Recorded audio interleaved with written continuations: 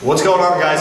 In this installment of Movement Monday, I'm going to go over some progressive angular isometric loading and regressive angular isometric loading, also known as PAILs and rails.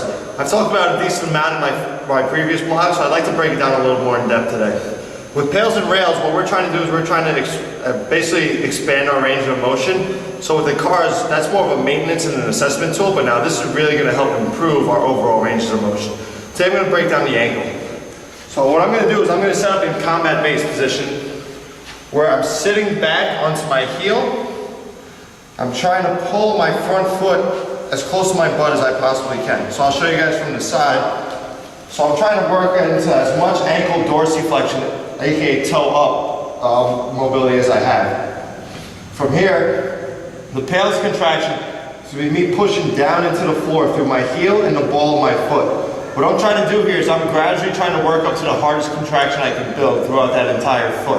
I'm pushing down, I'm pretending that there's a scale under me. So I'm pushing down at 20% intensity, pushing down at 40%, gradually working all the way up to 100. Once I get up to 100, I'm building tension throughout my whole body.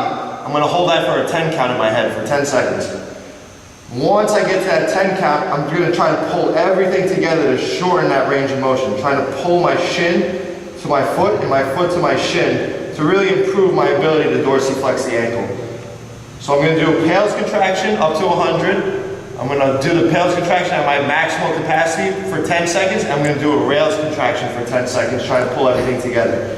Now it's important that these are tough. There's nothing easy about this whatsoever. It's important that once you finish the rails contraction, you don't just collapse out of the stretch itself. I'm going to sit here. Just trying to relax my body as much as possible. I'm going to hold that passive stretch for 1.5 to 2 minutes, just to allow that adaptation to sit in. Now, if this position is difficult for you, what you could do is you could either use a medicine ball or a pillow or something like that to prop you up a little bit more. So I'll do the same position just to take some more stress off that back leg, or you could go to a half kneeling position where I would set up here. I would use a wall to hold on to. And then same thing, PAILs would be pushing down into the floor, and rails would be pulling forward, trying to take those toes off the floor. And again, all I'm trying to do here is improve my range of motion through ankle dorsiflexion. The third thing I'll prescribe to people is using a slant board if it's available. If not, you can use a weight plate or a step. Now I would set up in half kneeling again and perform PAILs and rails the same way.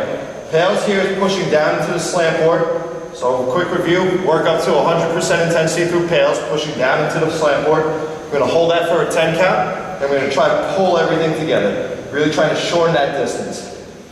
Shorten everything together, and really improving that dorsiflexion. So when we go down to squat, we're able to allow our knees to drift forward. Next week I'll start to break down some hip PAILs and rails. Give this a try and let me know what you think.